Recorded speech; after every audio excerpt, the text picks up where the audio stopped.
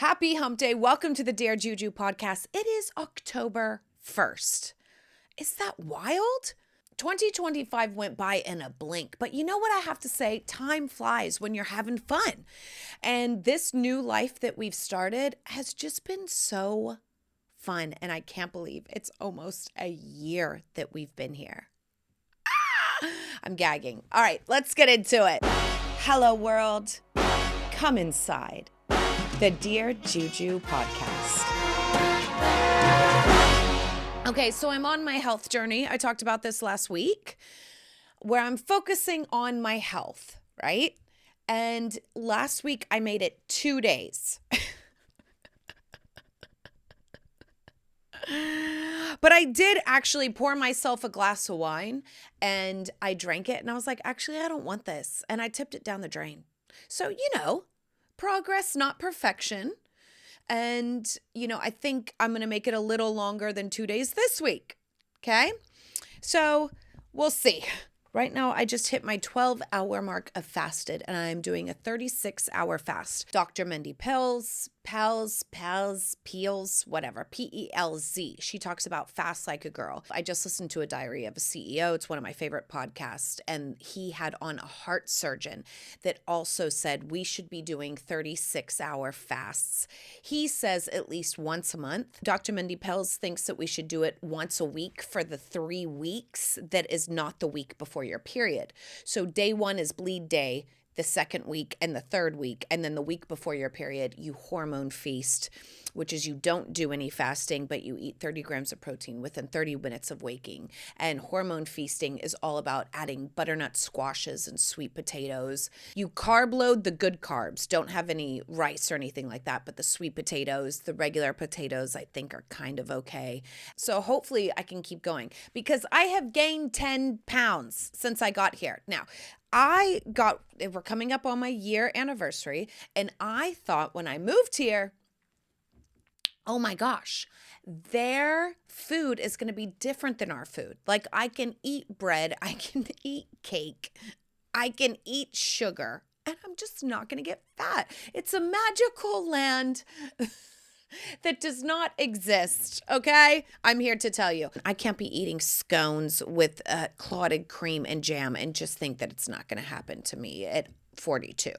So I'm focusing back on my health, and I'm doing something that I like to call take off Tuesdays. So Monday, I eat a really big meal, a steak, a sweet potato, and a broccoli. And then I fast for 36 hours. Now, what's really important when you fast for 36 hours is minerals, and not minerals that have sugar and IV, nothing. Minerals that look like how they are in their real and raw form are brown. They're not pretty to the eye. I use, this is not sponsored, Fulvic Minerals, Touchstone Essentials. I'll put the image right here. I use their Fulvic Minerals with micronutrients and gut support. And you guys, it comes with zeolite as well, which is a magnet for heavy metals, and it helps you pass heavy metals as well. It's my favorite. I have a million of them out there. And you really have to make sure you drink your water and your minerals when you are fasting. Very muy importante. Now, as I said, I have gained 10 pounds from when I moved here. And when I moved here, I was already supposed to lose 10 pounds. So now I have 20 to lose. Fuck. So we are doing Friendsgiving here. I have never done a Friendsgiving. The thing is I didn't have any friends really, or the friends that I did have in LA, they would always be with their family, right? Because everyone has family time, and there was not a lot of leftovers, pun intended, to have a Friendsgiving. Well, here, no one has Thanksgiving, so I'm having a Friendsgiving, and I am so freaking excited about it. They don't really have turkeys here, and I don't really like turkey. I mean, I like turkey. It's whatever. But when does a supermarket in the U.S. ever have that big turkey, if not for Thanksgiving? Like, they never have them, usually, and then they have a zillion of them during Thanksgiving. So I've decided to do a chicken. I'm doing Caroline Gellin, I think her name is, Gellin. I am doing her chicken, and I test prepped it last week. My son was speechless. I said, rate it 10 out of 10. He said, It's off the charts. It is so good, you guys. It's got orange zest, it's got sugar, it's got cumin and fennel, and then you put it on a bed of orange and fennel, and it is absolutely gorgeous. And I'm just so excited about it. To actually have a Friendsgiving, to actually have fun and have a good time. I'm just so happy. You guys, I fucking love my cleaning lady. And I am not ashamed to say it. I want to get to the point of my success and my freedom that she can come over every day. I would love to have her every day or I would love to have her every day. I'm not even going to lie. I would love to have her every single day. And everyone's probably thinking, yeah, no shit, Sherlock, we would all love to have a maid every day. But when she comes and cleans, it actually clears up my head to do more important things, even still in the house. So what happens is an hour before she comes, I clean the kitchen, kind of pick up. Then each room before she goes in, I actually go in and I organize. So I'm like, oh, I needed to put that away. That needs to go there. All these things need to go downstairs. This needs to go upstairs. Like, I can actually organize the space and know exactly where everything is. I mean, at least twice a week, I think. I don't think that's asking too much, because you can kind of keep up with it, especially if you have 2 kids. You can keep up with it for a day or 2 after they come, right? And then on day 4, it's just like, oh shit, it's a fucking mess in here again. Now, I had a maid growing up. We had an extra bedroom once my sister moved out. My mother said to my maid, or my cleaning lady, sorry, you can't call it a maid anymore. We called it a maid growing up. You cannot call it a maid. It being the position that you have hired in your home. You cannot call that position a maid unless it lives with you. I don't know. You know, I got reamed out by one of my friends whose grandmother was a cleaner and said, you cannot call them maids. The primary difference is the maid is outdated. Okay, it's just not fucking PC anymore. And potentially offensive term for someone who performs household cleaning and other domestic chores, historically implying a live-in servant. See? Whereas a house cleaner or housekeeper is more respectful and modern. In broad terms, it's an individual who provides professional cleaning services. Yes, see, I told you, you can only call them a maid. Well, I guess you can't call them a maid at all anymore. Okay. The HBIC, the head bitch in cleaning. Okay, how's that? Anyways, I had a maid growing up. When my sister moved out, there was an extra bedroom. And when my father moved out as well, my mother and my brother and my mom and I were in this 5-bedroom house, just us 3. And my mom knew that our cleaning lady needed help. And she said, I have an extra room. How about you come live with me? And I will then in turn during the day give you clients. And it was a little transaction that was actually freaking genius. So did my mom pay her? Nada. She didn't pay her anything. She let her have all the food. She let her have a free room and board. And she let her have all the, anything that was ours was yours, right? Like toilet paper, soap, whatever. And she also then put out flyers and was her agent, basically, and got her all the houses in the neighborhood. And it was great because when I got home from school, my mom was still at work. So my lady was there with me and I absolutely loved her. She was from El Salvador. She spoke not a lick of English, but I used to pretend to speak Spanish to her when I was young. I used to be like, and she would just start laughing and she would say, oh, Julie, I love you. And I'd say, and I would just dance for her and do all kinds of stuff, right? So having a cleaning lady is very near and dear to my heart. Needless to say, it reminds me of my upbringing. Is that classist? Is it out of touch? I don't know. But guess what? I fucking love having a cleaner. And my husband didn't grow up with this. This is not really an Australian way, or it's becoming more popular now. But he's like, I didn't grow up with that. And I'm like, yeah, you grew up with a stay-at-home mother, though. Like that is also a luxury. When you got home from school, she was there. When you left from school, she was there. During the day, if you got sick, she was there. Unlike my mom, she had to work. And so it's a different kind of luxury switch off, right? Because I'm like, I would have loved to have my mom take care of me when I was sick and home from school. But no, I stayed home alone. Fucking sucked. With a peanut butter and jelly and a Sprite next to me. All right, now with all that, let's get into some Q&A with some TNA. Dear Juju, I have a question that I would like to know your thoughts on. I'm not speaking of myself or my relationship, but I have a general question about cheating. Do you think cheating is ever forgivable? Woo-wee. Do I think cheating is ever forgivable? No, I don't. Here's why. It is never forgivable. It's about the person. So if you are someone in a relationship who would never cheat, and you are with someone who's in a relationship but would cheat or did cheat, you're not equaled up. It's not a good match.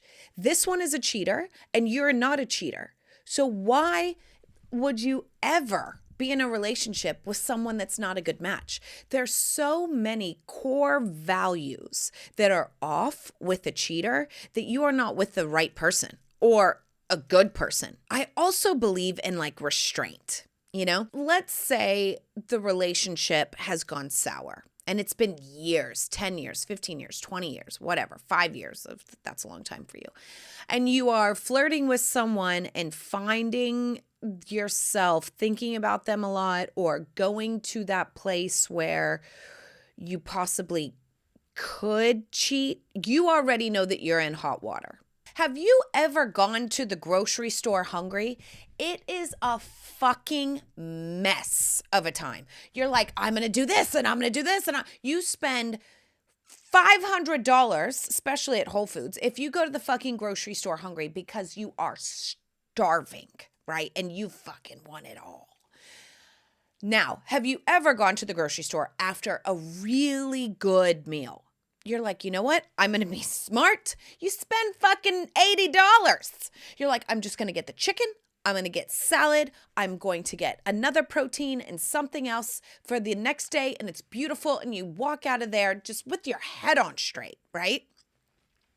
Now, if you are finding yourself able to cheat, it's because you're not getting the goods at home. You know your relationship is broken. And I think that there's self-restraint enough to go, wow, I am finding myself in an entanglement in this situation over here because this over here is broken. And I'm not facing it and I'm not doing what I need to do. Let me tell you, when I was in my 20s, I had met someone, a soccer player here in Paris, and he was very attractive. Oh my God, body like a Greek god and a dong that, you know what I mean? Like, okay. Huge. Massive. And he was French and he was beautiful. And him and I connected instantly. We met on the streets of Paris and then we Skyped. Yeah, I'm taking it back and I'm aging myself. We Skyped every day for a year. And our plan was to meet back up in Paris in a year. Now, in the meantime, I had met my ex. And I told my ex, we can get involved and we can do this, but I have this plan, just so you know. And I'm meeting this boy in Paris in the summer, and we Skype every day. So I don't know if you want to hang out, but that's what I got going on. Okay? And he was like, all right, I'm cool with that. We can just hang out and date and do whatever. And I said, I'm just letting you know I'm going there and I'm doing it with him because last time I didn't have enough time, but this time I'm going to actually seal the deal. And I'm being so honest. And he's like, all right, cool. I also told the French guy, hey, I've started seeing someone here in LA. I still plan on coming and seeing you, but just to let you know, like, this is what it is. And he's like, well, we're away from each other. It's long distance. I'm getting, I have one night stands when I go to the club or whatever. So let's do our thing and let's meet up and then we'll see. I'm like, okay. It was actually very modern now that I think about it.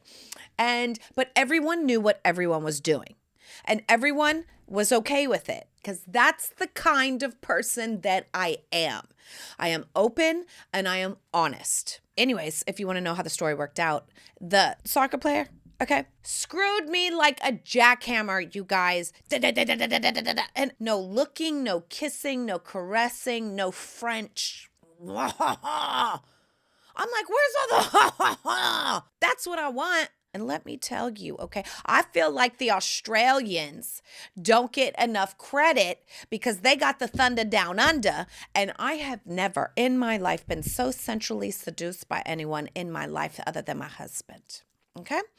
The French didn't do it. I've been with the French. Have I been with an Italian? I've been with a Spaniard. Oh, no. I've been with an Italian American, but not Italian from Italy. Anyways, the French guy tapped him on the shoulder. And I said, hi, you need to get off me and get out of me now. And what's wrong? I said, you just shoved it in me and started jackhammering. No. Like we're not doing this. I can't do this. I'm sorry. And then I had realized that I had fallen in love with my ex. And I said, you know what? I think I love the boy back home. And he had a pea head. That's the thing. I was so digmatized by this head that I didn't realize he had a pea head. And I kind of have a big face and a big head. And I'm really attracted to men with big heads. I think somewhere subconsciously, I think they have a big brain, or maybe it's like a Neanderthal I don't know. But I cannot date a man with a pea head. Are you kidding? What? You have a fucking pea head? And his head was shaved and he wore earrings, like big fake crystal diamond earrings because he was a soccer player. No.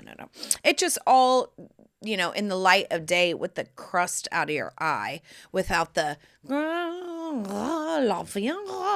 playing.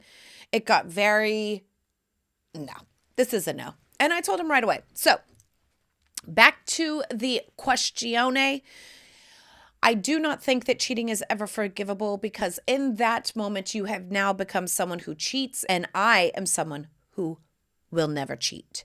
So we're not yoked. We're not equally yoked. We're not a good fit. We're not in alignment. So you go be someone who cheats, and I will find someone who would never cheat because we have integrity and all of those things. And I just don't believe it. I don't believe you can slip and fall into a punani, or you can slip and fall onto a dick. There's so many opportunities up until the point that you can even go, hey. I have to stop this. I got it. I can't. Like, what's stronger, your desire or your integrity? And if your desire is stronger than your integrity, you're not my kind of man. Ugh. You're not my kind of person. Ugh. Like, I like people who have integrity, who have just that strong sense of self, that they go, listen, if I want to fuck you, something wrong with me and my relationship. Like, that kind of awareness. And needless to say, my ex cheated on me 5 years later. So if he was okay with that, that's because he was actually probably okay with that, That should have been a red flag right there. Dear Juju, I have a question about self-reflection. Oh, shit. What is the most toxic thing about you that you secretly know? Oh, God. Hot stuff here.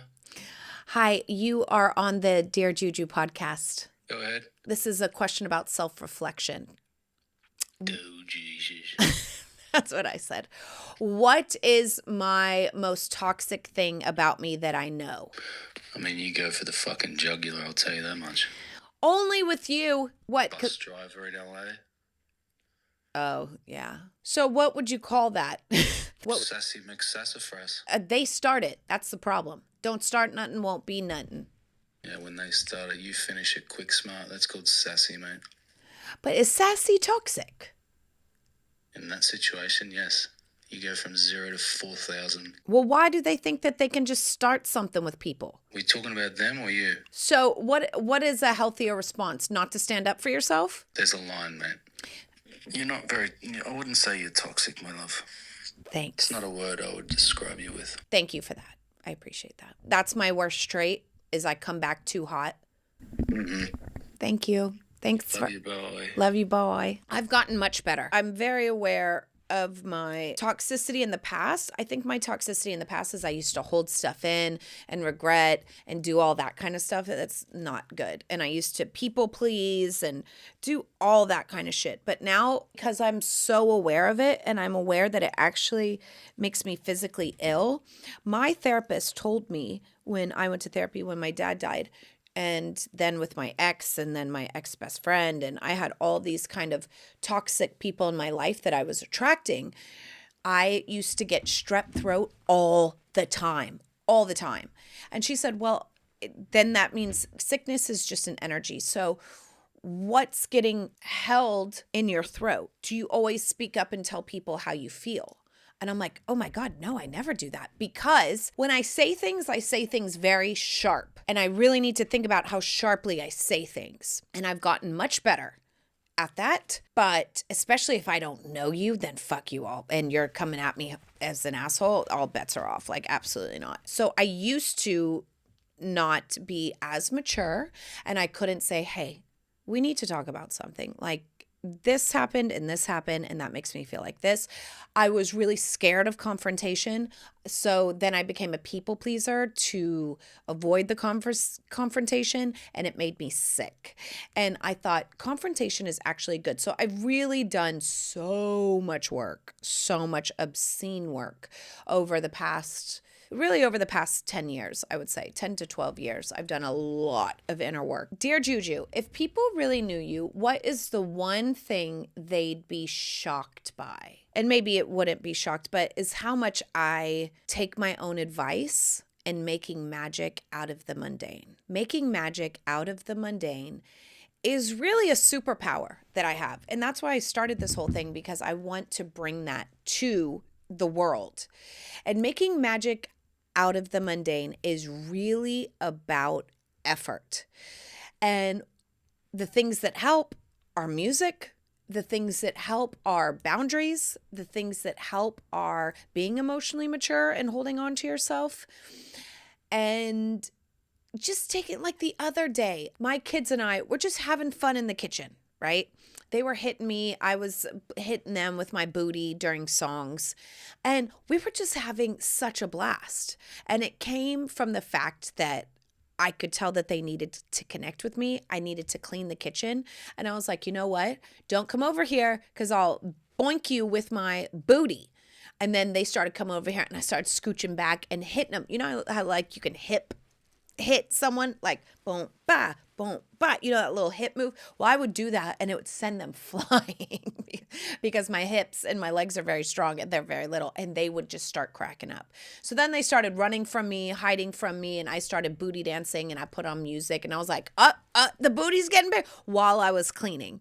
And so I think just at any moment you have the power inside you to either choose frustration or annoyance, which I do all the fucking time, or you have the power to go, let me make this a game. They're not bothering me because they don't want me to clean the kitchen. They just haven't seen me all day and they want to play. And so if you can turn any moment, especially with kids, into a playful moment, into a fun moment where you can make magic out of the mundane, it actually makes my life better too. So I think that that's what people would really be shocked by. Now, here's the thing. You might listen to a lot of podcasts that talk about health, that talk about wealth, that talk about bettering yourself, that talk about all that shit, which is fucking great. But don't forget, please, when the moment is in front of you, to seize it. Carpe diem. Carpe diem moment. Okay, so when my daughter's in front of me and I have to go do my podcast, but I make my own schedule and I do my own time, and her little hand is in my face, I'm going to spend time kissing it. I'm going to spend time tickling her. I'm going to spend time breathing her hair in because it smells so good. I'm going to spend time smelling her little bad baby breath. That is more important than going upstairs and putting makeup on and doing this podcast. As much as I love you, I'm sorry, because the moment presented itself. And I think the more we are aware of all these little moments in life that get presented to us time and time and time and time. And if you start to notice them, life has a way of bringing you more. So even if in the morning it's raining and you get in your car and you're soaking wet, you go, God, how good it is to be alive in the rain. I'm on my bike now, and my husband and I shit you not, Rocco, I forgot to pack his lunch. Rocco didn't forget. I forgot to put his lunch in his lunchbox. I got on my bike and we met on the street on our bikes. We fucking high-fived. And that moment is a magical moment. And I thought about it all the way to the school. I thought, how lucky are we that we get to high five? I get to high five the man of my dreams. We're on our bikes. We're in the streets of London. And don't even get me started with the fucking bells. Gong, gong. While you're riding your bike, it's fucking over. Okay? It's a choice. You have the power to choose. We all have the power inside to choose the magic over the mundane, or in the mundane, or the magical side of life. I'm going on fucking tangents, but I just can't get over the real power that we all have to choose.